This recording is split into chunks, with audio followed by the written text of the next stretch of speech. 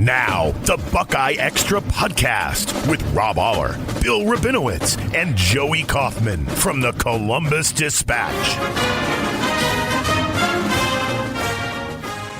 Hello, Buckeye fans. Welcome back to a new edition of the BuckeyeXtra Football Podcast. It's Monday, October 21st. I'm Joey Kaufman, joined by Bill Rabinowitz and Rob Oller. The Buckeyes were idle last week after their loss at Oregon.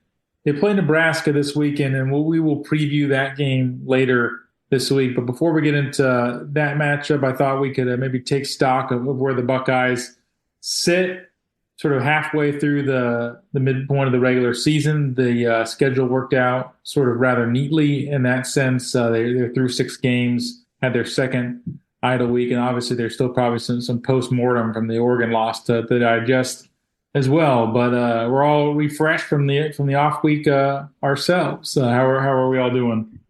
Doing fine. I think Rob and I took an extended little vacation. We don't get much time off in the off season, and we both visited our daughters in the Oakland area. Had a good time. Now we're refreshed and ready to get back at it, right, Rob? Yep, no complaints here. Unlike some coaches around the sports world, which we can touch upon. I saw, outside of college football, I just noticed this. I wasn't going to go there, but the WNBA coach said they were robbed. The Minnesota Lynx, she went off on the officiating. It was a terrible call, a non-call. They were two. I know, but here's the thing: Kirby Smart kind of goes off, even though Georgia won. He says he's ridiculous. Ohio State was a little whiny after the Oregon game. It just seems like, here's the deal: fans can complain about officiating. That's always been the case. When coaches start to slip into that, and it seems like it's happening more and more, it's just a bad look in my view, and it comes off kind of whiny. So hopefully we put that behind us, and the officiating is not an issue the rest of the season, or at least isn't used as an explanation for why a team lost or almost lost. There, off my stump. Continue on, Joey. Didn't take you long, did it? No, it did not. Back from vacation, ready to load it for bear. Yeah, right. I got, as soon as I set foot back in Columbus, it was like, game on. Now we're going to date ourselves. Remember when David Letterman had Jay Leno on back in the early days of the late night show on the NBC? And the whole thing was, Jay, what's your beef? What's your beef? That's what she said. Rob, what's your beef? Well, that's my beef. That's my beef for now. Complaining coaches, whiny coaches. Let the fans talk about the officiating. You don't have to do it, coach. Well, let's just say something about the Oregon game. Ryan Day was upset about probably a couple of things. Well, let's start with this. First series of the game, Ohio State scores a touchdown. Probably shouldn't have, because the pass to Wilcas Merrick was, in fact, intercepted, right? That was pretty much a consensus. And the Ohio State smartly got up and snapped the ball very quickly, got the playoff before review could be called, or before Oregon reacted. So they got one there. Now, at the end, okay, the Jeremiah Smith pass interference call, which I didn't really have a problem with. And then the slide at the end of the game, was it before time expired? Yeah, I think it was. But that's going to happen. I mean, that stuff's going to happen. The saying's always they even out. They don't always even out, but it was poor time management in the last drive. I mean, it was not crisply executed, just in general, I thought. So yeah, call here, call there. I'm personally not a big, as a fan, when I'm not working or I get into games, yeah, I'm going to complain like everyone else. But I've just never been a big, the refs stole the game. It was because of the officiating. Even if it was because of the officiating, I just don't like to say it's because of the officiating. It's just too lame. It's too easy. There's nothing good comes from that. It's low brow fodder, I think, in a lot of cases. Yeah. Win the game. I mean, even the famous Clemson game where there were some pretty shaky calls. When they lost, what was that? 19. Yeah. That was much worse than this. Some shaky calls, but you know what? Win the game. That's my thing. Well, people always, when coaches or whatever complain about something I write, oh yeah, you made fun of us. You know what my thing is? do the Paul Dockery, the classic columnist from who's now retired from Cincinnati Enquirer. When people complain to him, he'd say, "Hey, win more." So there you go. I think the thing that sticks with you from maybe the Oregon Ohio State game, even some of those maybe controversial calls, when you compare it to maybe past Ohio State games like the Clemson one, it never felt like any of those necessarily wiped away points. You could grouse about the Dan Lanning legal substitution penalty since changed by the NCAA. That did wipe away seconds off the game clock, but they still would have had to make a field goal at the end of that drive, and it's no guarantee. College kickers are infamously unreliable, and we would have had to see that unfold. So there was never a case in Saturday's game where it felt like they had a touchdown that was removed or a surefire field goal that got taken off the scoreboard. Yeah, this wasn't like the Clemson game. Let me jump in real quick on the Oregon game because I wasn't able to. I missed last week. Here's the deal. It's a glass half full, half empty. And, we kind of came out half empty after the game because the defense was suspect, especially in the secondary. Glass half full is they lost to the now number one team in the nation by 1 point on the road. So the sky's not falling here. It's just that there are things that red flags came up, but that happens anytime you lose. Yeah, that's true. And just one last thing about the officiating. This was not Clemson in 19 where you could make a case that cost them the game, or even the Georgia game a couple of years ago when Marvin Harrison, the play in the end zone where he got just crushed and they didn't call anything really.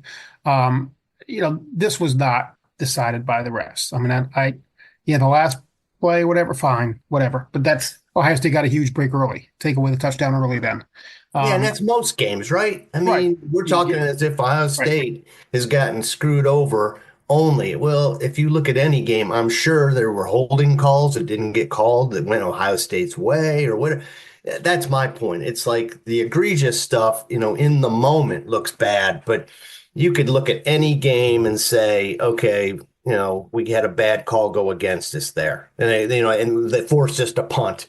In 3rd and 6, something was a bad call. We had to punt. Well, that's just as big a change as, a late hit or something late in the game. So anyhow, we don't have to belabor this. But to your point, your other point, I think we said this last week, that no, the sky is not falling. The defense being exposed is a concern, and they've got to fix it. But you look at the remaining schedule this year, and you go, well, nobody in the regular season, nobody's like Oregon. Nobody has the speed at receiver that Oregon does, or the kind of quarterback that can make you pay the way that Dylan Gabriel did. Penn State is not nearly as explosive as Oregon is. Drew Aller, I'm assuming, will be considerably better than he was last year, which was disastrous. But he's not Dylan Gabriel.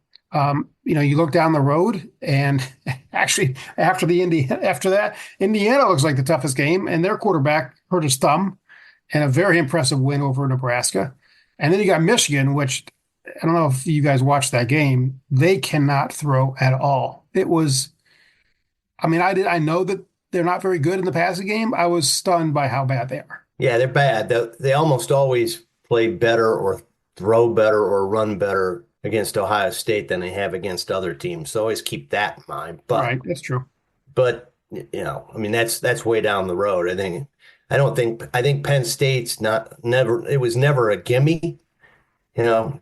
It was never a gimme win now. And it's a little closer now, I think, after just, as you said, Bill, the defense got exposed. And I think Joey probably will get in on this. Like, there didn't seem to be a lot of imagination and creativity defensively in getting to the quarterback in the pass rush, which is a little surprising against Oregon. Yeah, I think they had the worst situation possible against Oregon where you give up big plays and you don't create any havoc. It's one thing to be vulnerable to big plays because you're sending 5 or 6 guys in the backfield, bringing extra pressure, and that leaves your back end vulnerable and they give up a play. And you take the trade-off in those situations because maybe, hey, you're going to get some sacks, you're going to get some tackles for losses, you're going to create some negative plays.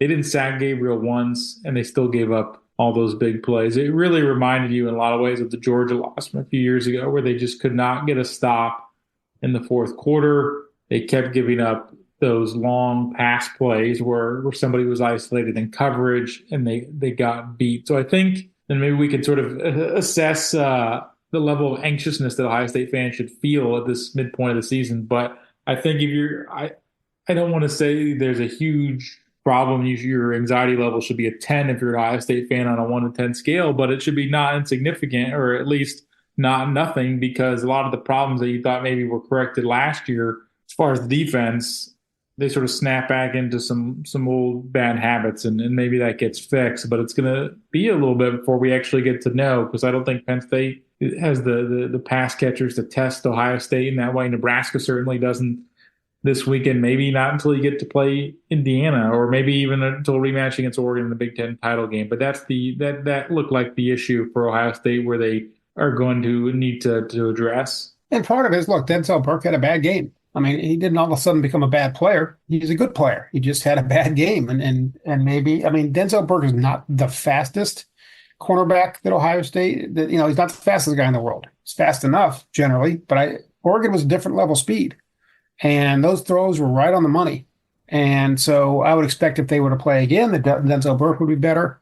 I would think that they would do different stuff against them, more blitzes, more disguised coverages, whatever it might be. I think what's interesting now is what Ohio State does as a result of that game. Do they change anything fundamentally in terms of how they attack, knowing that what they do normally is fine against the Nebraskas of the world, but when you play the elite teams, it's not. Let's face it, in the big games, Jim Knowles' defense has been exposed in all of them. I mean, Georgia, Michigan, when they need a stop, they can't get it. When they need a turnover, they haven't gotten it. Sacks, the whole thing. He's not getting paid $2 million a year to beat the Michigan States of the world. He's getting paid to beat the Oregons and the Michigans of the world. At the risk of committing blasphemy here. Uh-oh. Yeah, I like to bring up Larry Johnson and his he's legendary as a defensive line coach, but I think we could all agree that at least on the defensive ends, they just haven't flashed, as they say. It's not that they've been terrible, but they haven't gotten there. And there's a theory going around that what's the relationship between Jim Knowles and Larry Johnson? I'm not saying there's dissension, but I'd be curious to know how that dynamic works. You've got this guy who's been there forever, defensive line coach. He's been like associate head coach, I think is his title. Mm-hmm. He's kind of the guru of the D-line.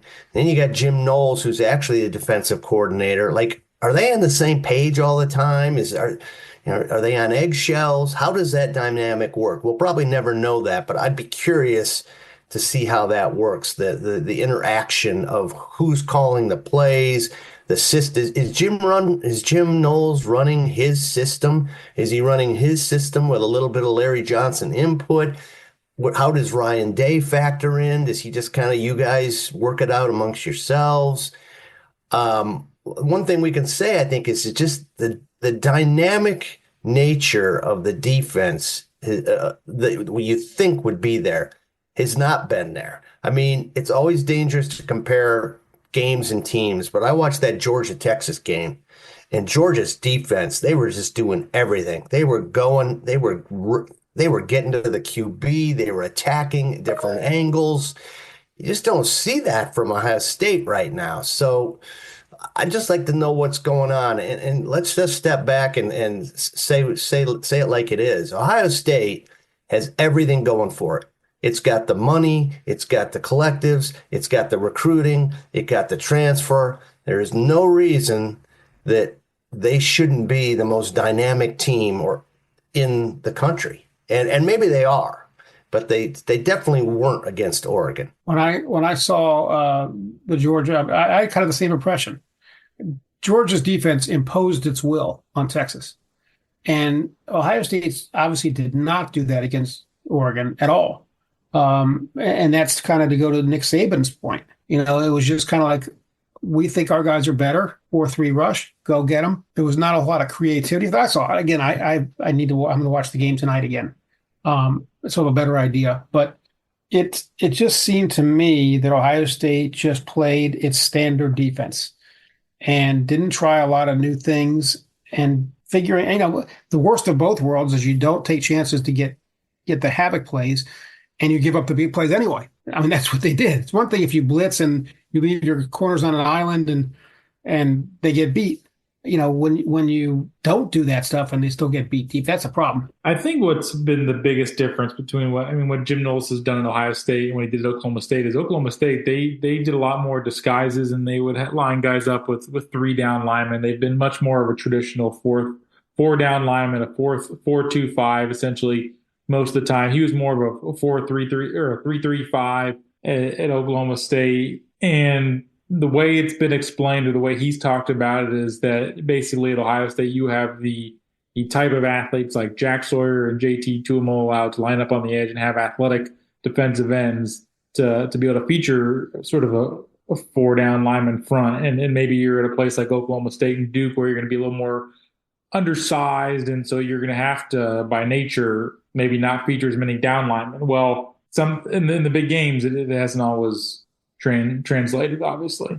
Well, who do you take out of the front 4 if you go to a 3-4 look sometimes? I mean, Jack Sawyer, JT Tuimoloau, Tyleik Williams, Ty Hamilton. I mean, it's who do you take out? So I think it's more a matter of not so much the personnel, but how you're employing them. And, maybe you drop a Sawyer back in coverage or JT back in coverage every now and then, and you have you blitz a linebacker or something. Just give different looks. It just seemed like Dylan Gabriel was never confused back in the pocket. And when they did get some pressure, and then sometimes they got pressure, he had an escape valve. So you got that, he can run.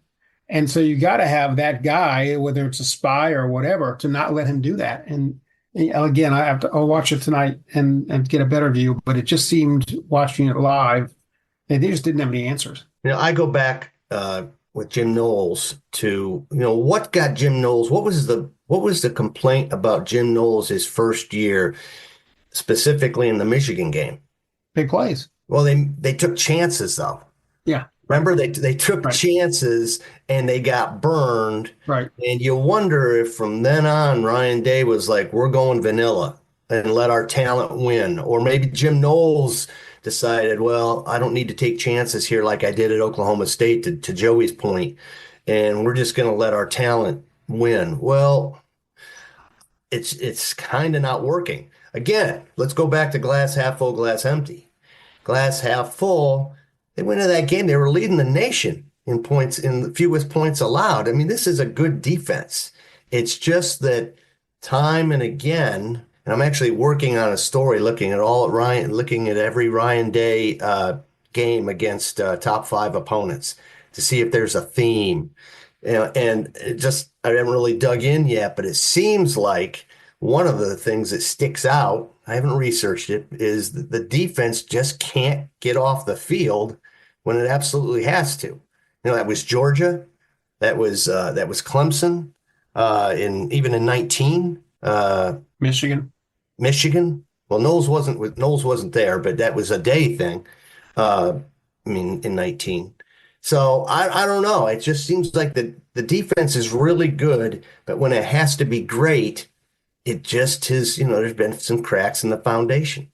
I don't know what you guys think. I do think you're onto something when you mentioned the first loss that Ohio State suffered while Jim Knowles was defensive coordinator, being against Michigan in 22, and the response to that game is telling, because they said that multiple times last year, where they tried to simplify things, and there was such an emphasis on simplifying the scheme. You have great players, eliminate big plays. That's largely paid off for them until 2 weeks ago at Austin Stadium. But by doing that, in a lot of cases, they've given up the types of situations where you're going to create havoc. And that started to change a little bit early on this year, but they just have not been great in that area, creating havoc. And I think that cost them in some games, like last year against Michigan, where it felt like they could not get off the field, and Michigan kept bleeding clock and bleeding clock, and that sort of has maybe hurt them in some of those games. Do you want to talk about the top 5 thing with Ryan Day? Because that's been sort of a thing that's been percolating in the the atmosphere around this team, where his record against top five teams, and then Robo, you said you're right about that. They're going to potentially play another top five game in 2 weeks at Penn State, and certainly his reputation in big games is certainly not well thought of nationally. But I think I'll let you I'll let you sound off on that before I guess I added my 2 cents. No, he's what, 2-7, I think. 2-7? Is that right? 2-7 or 2-6? I've seen different records get thrown out, but I think 2-6 is the one I've seen the most. It depends. I don't always know how they count those. Is it the time of the matchup and all that, or how they end the season? Right. And how many times I'm going to get into this. We need to be fair about it. Yeah, that's his record, but if you look at those matchups, I mean, the Michigan is what skews it. The Michigan game, they should, that's what skewed it. Because should you have beaten Alabama in the national championship game? No. Should you have beaten Clemson in 19 when they had, supposedly one of the best quarterbacks ever? It hasn't really worked out in Jacksonville for the Trevor Lawrence, right? But should they have won that game? I don't think they were favored in that game. So if you're not favored by Vegas or whatever, are you expected to win it? I think what happens is people just expect Ohio State to win every game, and even if they're playing like the freaking New England Patriots, we're going to win the game. So if you don't, it's like, oh, you can't win the big one. So to be fair to Ryan Day, and again, I'll get into this, it's not like they were like 20-point favorites in these games and lost. They played some really good teams. And what I don't know is this year is, Oregon looks like a really good team, and maybe they are. We'll see. I don't see I'm not going to tangent here, but I don't see the incredible team out there this year. I still think the most dangerous team out there is Georgia. Yeah, I think that's probably. I think Georgia, when Georgia's on its game, is really, really good. Well, to come back against, they lost to Alabama, but they came back from it. That showed something. So, yeah, I think Alabama, whatever. I'm just saying the top five. What are your thoughts on it? The theme is the defense can't get off the field. The theme is probably some coaching decisions that were in crucial times, like against Georgia, that they settled for the long field goal, and maybe they could have gotten 5 or 10 extra yards. Little things here and there, and then to come full circle back to the officiating, they got some quote bad breaks, at least. But the Michigan is the problem. I tell you what, we talked all year. God, they can't lose to Michigan. They can't.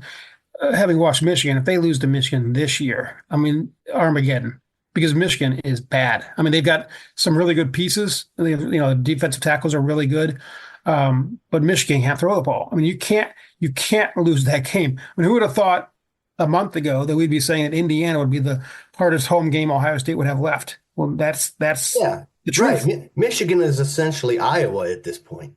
Yeah, I think that's probably pretty. Yeah, Mullings is like, he's a really good running back. He's better than Donovan Jackson or Donovan Edwards. Michigan, definitely better running back than Donovan Jackson too, for what it's worth. Michigan and Iowa are one of the 8 teams in the bowl subdivision that have not reached 1,000 passing yards. 3 of the others are Servers Academy. Yeah, and they're undefeated, the Army and Navy, right? Yeah. But what do you guys think of the Ryan Day's record? I've spouted here, Joey. I think people have gone a little too overboard with it, because I think he has won big games at Notre Dame last year, certainly qualified for one in the final minutes. I think Penn State 2 years ago was a good win and on the road in the hostile atmosphere. You're not going to go undefeated against top 5 teams. They're hard to beat. It would be presumptive to think that he should just all of a sudden he's 2-6. Why should it be 6-2? Maybe it should be 3-5 or 4-4 or 5-3. But I think the expectations sometimes get a little out of whack. You're not supposed to necessarily beat every top 5 team you play. That's why they're top 5 teams. They're really good. So I think people should sometimes have a little bit of perspective in those situations. He needs to win more of them, obviously, because he keeps running up against a wall in the postseason. Clemson in 19, Georgia in 22. You need to win those games to get over the hump. Michigan in 21 and 23 cost them a chance to get in the playoffs. So I think certainly you need to win more of them, but I think most coaches lose to top 5 teams more often than not. Again, it's not that they lost. What I'm going to be looking for is that thread of why did they lose?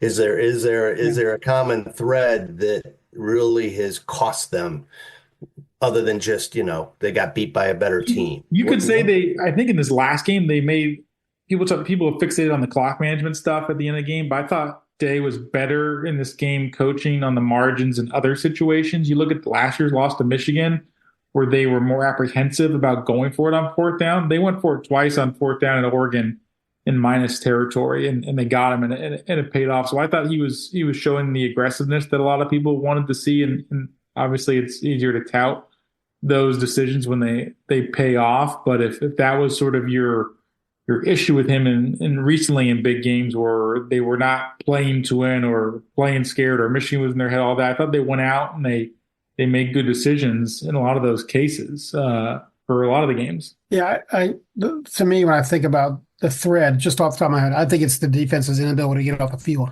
to make the crucial stops when they need it. That, to me, is the thing that stands out when I think about those losses. And in terms of the aggressiveness, I won't defend Ryan Day's decision at the end of the first half last year against Michigan when he settled for a long field goal. That, I think, was very damaging in a lot of ways. In terms of they didn't get the points. I think psychologically it was a downer going into the locker room. It was different. I had really no issues with how he managed the clock in the last drive against Oregon. I mean, the only thing Joey and I talked about this last week is I personally, and it's a close call, would have let Oregon score a touchdown and with 2.5 minutes to go, kept my timeouts and said, okay, instead of trying to drive for a game-winning field goal, we'll drive for a game-winning touchdown, but I'll have all the time we need. But that's I can't quibble with that. It's just what I would have done. The quibble I would make at the Oregon last week was the situation where the pass interference was called against Jeremiah Smith, and they did not move quickly enough after that play. You could say there's one timeout left. You want to preserve that for a potential game-winning field goal situation to set yourself up. But it seemed like they were unaware that the time was at a premium. It was 22 seconds left when the flags were thrown. By rule, that is not the play clock continues after that. It took them 6 seconds to get off the next play. They just needed to move quicker in that situation. Yeah, I agree. They're just a hair slow with their thinking. I mean, they could have spiked the ball. They could have. Downs weren't a factor at that point. Downs weren't a factor at that point. Yeah, they are, but that just. Well, it actually was because it was third and God knows how long, third and gazillion, right? So it did matter. Yeah. I just think they just seem like they're just a hair behind. And of course, the 12 men on the field, Oregon thing, regardless of whether you think that was cheating or dirty or just really brilliant, smart, that's a poor reflection. A lot of people, not everyone. Maybe it's even split 50-50. That's a kind of poor reflection on the OSU coaching. Like they got out coached, they got outsmarted there. Did they? I mean, well, that had nothing to do with Ohio State. I mean, that was an Oregon thing. The Ohio State no, I'm not. Wrong. But perception's reality. In terms of this big picture of why is Ryan Day taking some heat and the whole his people fixating on his record. It's just one more little thing that people can complain about. It's a look. And when was the last time like Ohio State had a brilliant move like that? I mean, maybe there was one. I just can't remember in terms of a coaching move that was fantastic. Again, I think Ryan, I'm not sure you do better than Ryan Day. Like who else are you going to bring in? That's for another time and discussion. But he's got to be feeling the heat, and they need to beat Penn State first off. That's for sure. I mean, well, that's the thing. You think Ryan Day's record in big games is not so great. James Franklin's is just horrible. Well, I mean, that's Penn State is the ultimate good but not great program, right? Yeah, but that's an apples and oranges. I don't think anybody's saying Penn State is in Ohio State's class. Well, they're going to be number 3 now. And what, 3? Yeah. I mean, that may be I know. I don't think they're the third best team in the country either, but right. That's what they are. That's what they're ranked. Yeah. Looking ahead at the last 6 games and potentially beyond that, what maybe we can close on this topic, but what do you see as the X factor for Ohio State if they are going to live up to their preseason hype and meet their goals, beating Michigan, winning the Big Ten title, or really ultimately to win a national championship? They were all talking about natty or bust in the preseason, and that is the preeminent goal of goals. What do they need to do to get there? I think they're going to win out until the Big Ten championship game, and then it's probably going to be a rematch with Oregon. I mean, I see that collision course happening, and so you're going to get another shot at the Ducks. And let's be honest, there's two reasons. In my view, there's 2 reasons Ohio State lost to Oregon. One was Oregon got better quarterback play. Not that Will Howard was terrible, but Gabriel was. I think Bill said it during the game. It's like he had a Baker Mayfield against Ohio State game. Like, he was really good. So that would be one. And I think secondly is, Denzel Burke. I mean, he had a terrible game. If Denzel Burke has a good game, Ohio State wins that game because he doesn't get beat like a drum, like he did. So I would expect a rematch. Joe, if you're asking, like, what are the intriguing games? Well, Indiana's intriguing. Or not even just games, but that they need to make a correction. If they need to fix something, if they can improve upon this area. Well, I got one. Well, I would just say this. After the game, I heard some Ohio State writers saying, well, there goes their chance at a national championship, losing Josh Simmons. Yeah. That may be a little extreme or maybe not, but they've got to find a fix there for sure. Well, that's what that was going to bring up, was that we haven't talked about that a lot. That's a huge loss because Josh Simmons had been playing at a really, really high level. Had been the most improved player on the team. And now they're going to go with Zen Michalski, who was okay against Oregon, not disastrous, not great either. I think the option for them, if that doesn't pan out, I think they're going to give him the first chance. If that doesn't work out, my thinking is that Donovan Jackson would move from left guard to left tackle, and they put Austin Seravel at left guard. The third option would be to move Tegra Shabola from right guard to left tackle. He's a natural tackle. But Ohio State doesn't want to do that. They don't want to move him in midseason from one spot to another, especially a high-profile spot like left tackle. And they want to keep it from having a lot of moving parts. So the hope is that Zen Michalski can rise to the challenge. And but the second option, I think, is for Donovan Jackson to move outside. Yeah, I think has to be one of the biggest factors for them moving forward. If you're looking at sort of the unknowables or the things that need to be addressed the most, it's how do they fix their situation now at left tackle with the loss of Josh Simmons for a significant length of time and just some of the issues we've talked about defensively. I do think, Rob, you're talking about the glass half full. The encouraging part from what transpired in Eugene, I thought, was the play of Will Howard. I mean, that was still an unknown going into this year. You're changing quarterbacks. You're going from Kyle McCord to Will Howard. I thought a tough environment. He largely played well. He was not perfect. There was that bobbled snap in the second half, which ended a drive too early.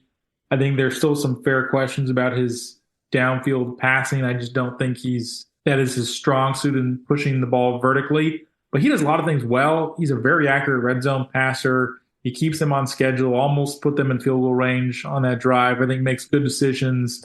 You wonder how he would perform. He's played in the Big 12 title game at Kansas State and all that, but that was a big game, a top 5 game, hostile crowd, Autzen Stadium, all that. I think he largely played well. So I think from that perspective, I think he can be a good enough quarterback for Ohio State to win a lot of big games. But the most pressing issue for them to sort out feel like the offensive line and just the defense. Can they sort of snap back and get their mojo back and all that? Let me jump in on that, Joe. What do you guys think of the linebacker play?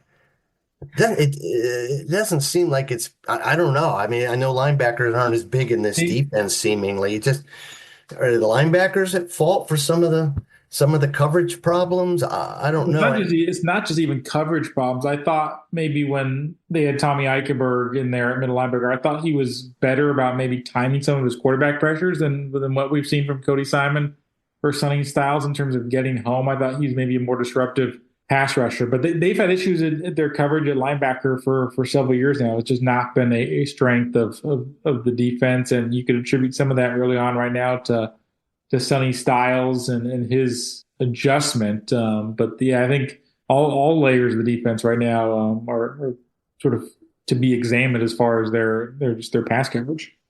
And where's CJ Hicks been? I mean, he's like dropped off the map, right? I mean, he's fourth. He's supposed to be their blitzer, right? I mean, that was his forte, was blitzers. He was their blitzer. I mean, the 5-star guy. I mean, all this stuff, and it's like, where is he? In fact, I'm looking up right now the number of snaps he had against Oregon. I bet it wasn't many. I can tell you that. It's tailed off quite a bit because our piece has been really the third linebacker. Yeah, right. He had 4 snaps against Oregon. Hey, let me jump in on what Joey said about Will Howard, because I agree with Will Howard. It's not the issue is not what he can do, which is he's pretty good at what he does. It's what he can't, or what seemingly he can't, which is that deep ball, which is the same thing with Kyle McCord. Kyle McCord's issue wasn't so much what he could do. He showed that against Notre Dame. It was that he couldn't run, and Will Howard can a little bit. So I don't think that was McCord's only issue, that he couldn't run. No, but I thought McCord was just a better pure passer, and threw deep better. But you're always going to be trade-offs. Anyhow, I don't want to belabor the Will Howard thing. I think Will Howard statistically, Will Howard is what you want. He really did play a good game, but do you lose by not being able to throw deep? Or at least they haven't shown it much. Even the long deep to Jeremiah Smith was underthrown. That affects your offense. That's all. I mean, he's really good, and we said it all along. Is he good enough?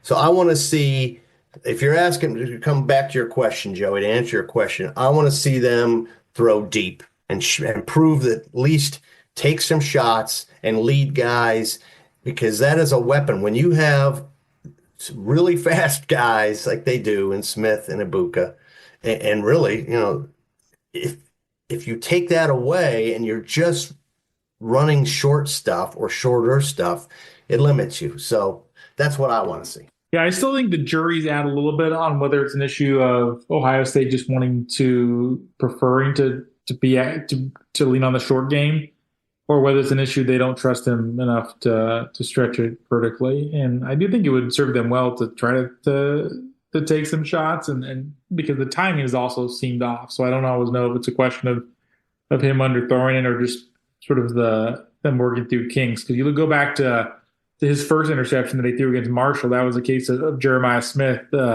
lining up too far out wide. And so he's playing with some inexperienced guys. Jeremiah Smith is really talented, but also younger, and you're working through some of that stuff. But to me, I think I trust him enough in big games at this point. And there are other red flags or scarlet flags, I guess you could say, that need to be.